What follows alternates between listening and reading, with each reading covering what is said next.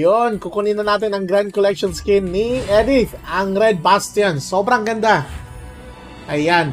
Actually guys, sumwerte tayo kasi one time ko lang kinuha yung last na draw. Biglang nakuha ko yung skin. One time lang sa half pa na draw. Tingnan natin ulit ha. Ayan oh, may isa pa sana dapat. Kaya lang, nakaswerte pa tayo. Pinakamura ko nang nakuha to. Kasi unang-una, wala pang pang fifth. Hindi ko pa nakuha yung mismong last, yung Kagura na hero. Dumiretso na doon sa skin ni Edith. At lahat, pinangano ko lang to, yung nag-half draw lang ako lagi, yung half na value. So talagang 125 diamonds ang nagamit natin dyan. Tapos yun na, nakuha na natin agad. Tingnan nyo.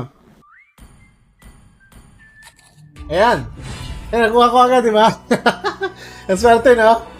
Nakuha ko agad, di ba? Anis. Isang beses ko lang ginawa, nakuha ko agad. Ang swerte talaga, sobrang mura ko nakuha ito. Ayun, napakagandang skin, sobra.